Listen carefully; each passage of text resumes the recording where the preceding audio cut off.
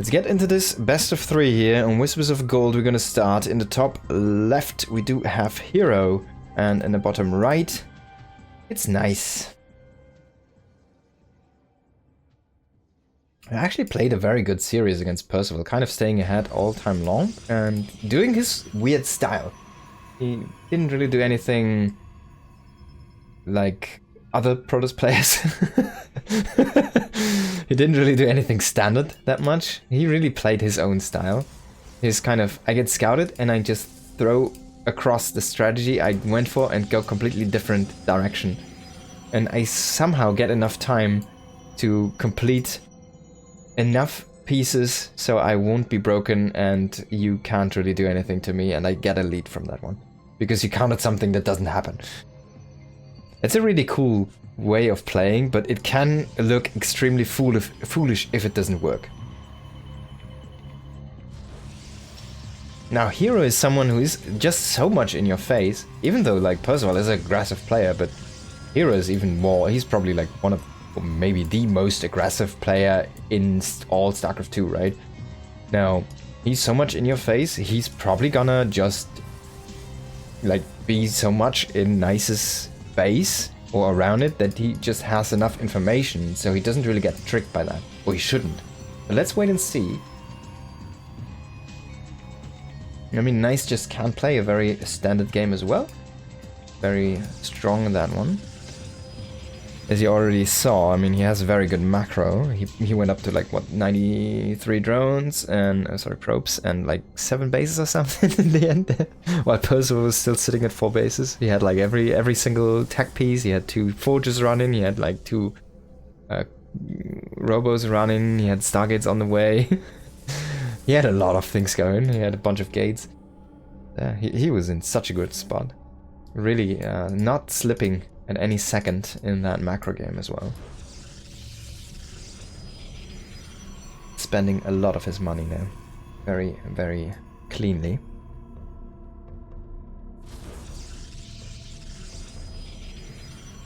No. Sentry is gonna be kept back here by herO, and he's actually going for a second sentry. It's a very interesting approach.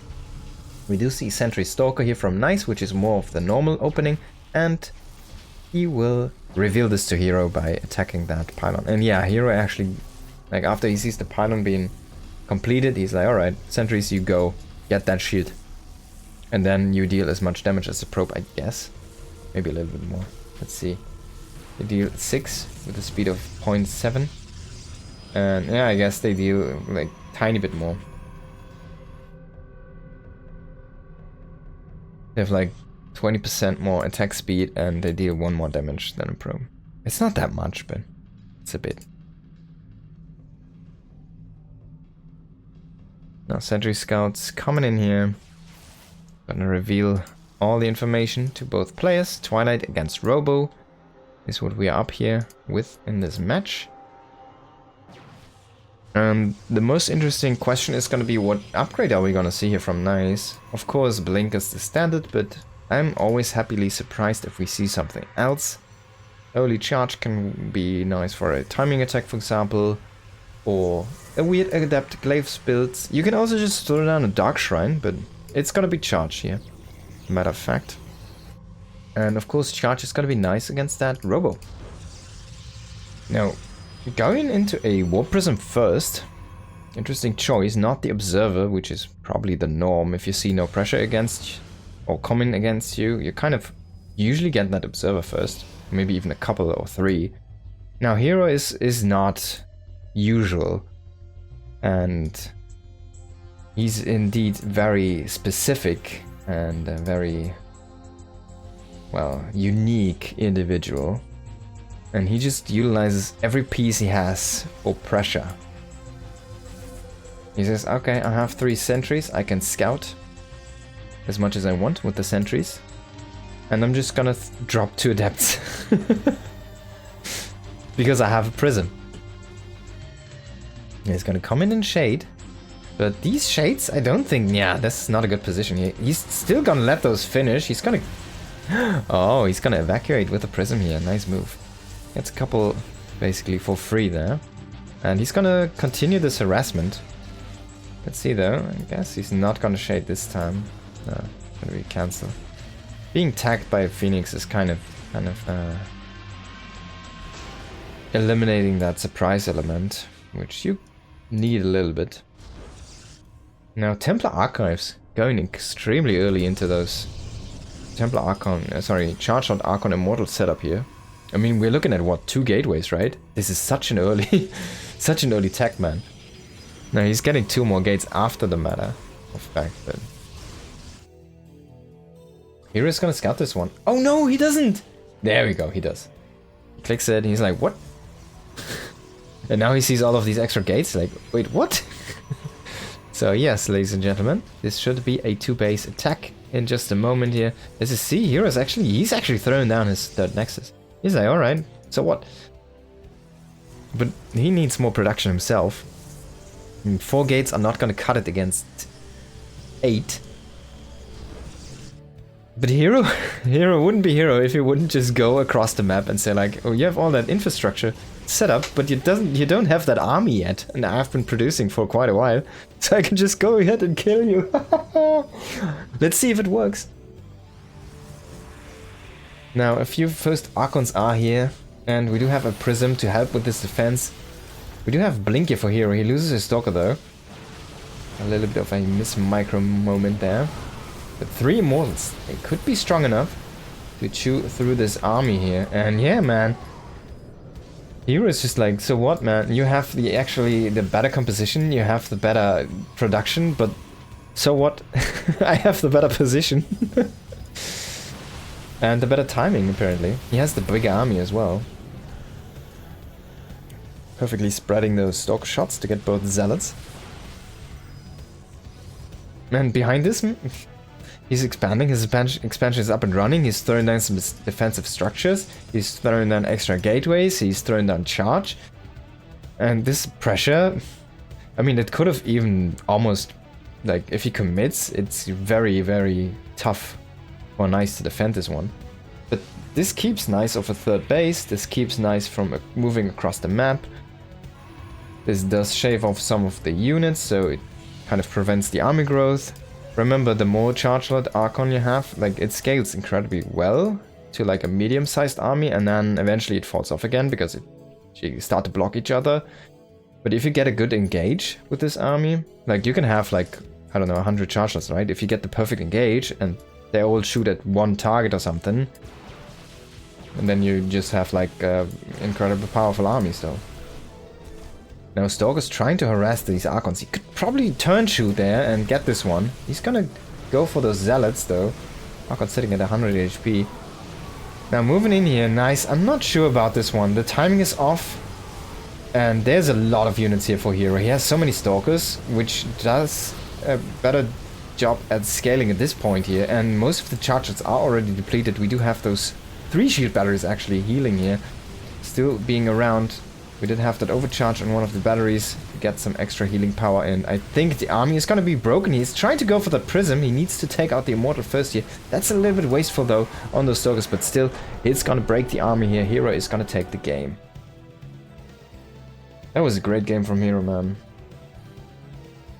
So yeah, we should have herO again. If herO wins here and Dark wins, we have herO against Dark in the next round. That's something hard to be passing on, right?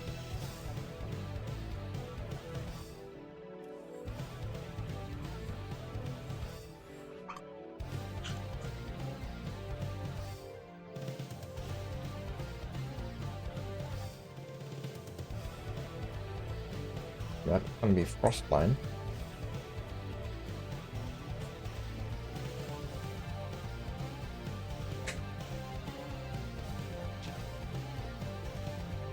Get back onto that actual scene.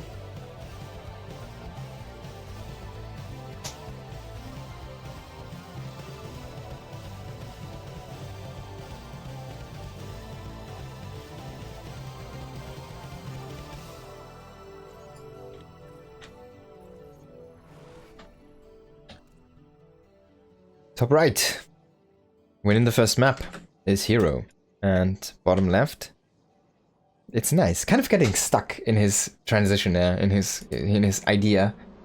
And herO just identifying the perfect timing, the perfect moment for himself to aggressively push the issue and kind of set back all of the plans from Nice there.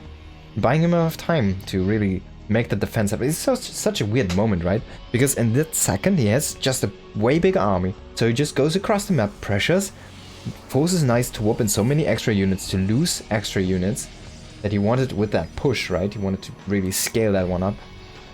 And then behind that, herO just throws down defensive structures, gets up that Nexus, gets it running, and then he just barely has enough to make the defense happen. So yeah, really, really cool play there. Really nice, deep understanding of that state of the PvP there by herO.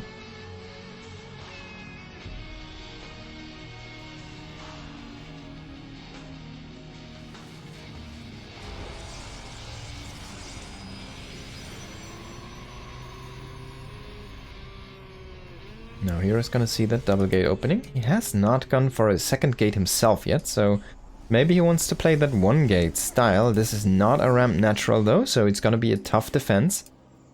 And yeah, Nice has shown earlier already in a different PvP that he's more than willing to go for a 4 gate even, to just break the camel's back if he can. And he's already setting up a proxy pylon here. He doesn't even know. But he's already setting... This might just be a perfect blind counter here to what herO is doing. Throwing down the cybernetics core in the back. He's not going to utilize that for a wall. Cancelling his unit, his zealot there. And he's going to produce that Nexus very fast and nice. Now he does see the lack of pylon. And that should be a kind of tell here. Wait, you probably have a proxy, don't you? Now it's going to be proxy robo. And this is gonna be... I mean, it can be good to just break the entrance open. If this is only a gateway unit's defense, it's gonna be very powerful. This is gonna be a robo defense? I haven't seen this one yet. So usually what you see is the Stargate, right? You make that one oracle to try and get yourself a win condition by killing every worker from your opponent. And then you just get Void Rays and defend, basically. Void Rays, shield batteries, and you just kill all these orcas. And of course Immortals can't shoot up because, well, they can't, so Void Rays are going to be the perfect counter. Now herO is choosing to make a robo himself.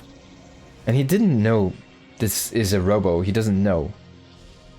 This is very interesting because, I mean, Immortals are going to be nice against those Stalkers, right? But it's not like, if this is a proxy robo, I feel like Nice should have the better army, right? Let's see how this is gonna go, but if you go Stargate in this position, it should be a way bigger lead for herO in my opinion, right? Because you get that free damage on those Immortals with the Stargate units. Now Prism, he does not know still about this. He didn't see the Prism. He is going into the main though, lucky for him. There is no force fielder here in this group as well. And herO is gonna see this one. He sees 3 Stalkers. Wait, what? They don't one-shot probes. The 4th Stalker was too late. But yeah, he sees the Prism now, so he knows this is a robo proxy all in here. And oh, this is actually a cool maneuver. He's making extra sentries to just have extra force fields. So he knows there's no blink. If he can snipe that Prism, then sentries are gonna be king. Because you need to make another Prism at that point to kind of go past those force fields, right? So yeah, I really like the choice. If you can get that snipe, he's basically gonna be fine. Oh, that's a good volley there on that Stalker, but nice pullback into the shield battery, not losing here any unnecessary units. And I wonder what herO is gonna make here. What his next warping round is gonna be. If he's gonna go for Stalkers or even more sentries. He doesn't really have the gas, so I guess it has to be Stalkers. He does have a double Immortal himself. There's actually... Oh yeah, there's 2 Immortals here. Only 1 shield battery though. Feels a little bit low here. But 3 force fields, as I said, sentries are king. They are kind of holding the line. They're buying enough time here. And man, herO is so aggressive with this Prism. He's like, alright, I have 2 Immortals, I have a Prism. Let's load it up.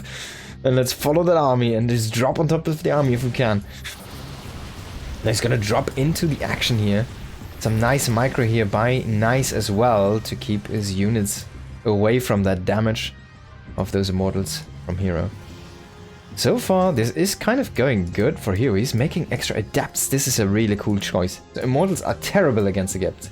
Adepts not that great, of course, against anything here, but they're also not terrible against anything. But immortals are like, they're just so bad against adepts.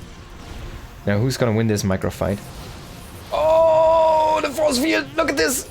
Oh, can he save it? Yes, yes! No, the prism! Oh, it's gonna get saved. Oh my god! But herO is already pushing this army back. Oh, if he can get the immortal, one click, yes! Definitely a mistake here by Nice. herO is gonna catch that immortal. He's gonna catch the second immortal. He's gonna catch the third immortal. And he's just gonna out micro Nice. herO is a god in micro, man. And he gets the win. He gets a series. Wow. GG.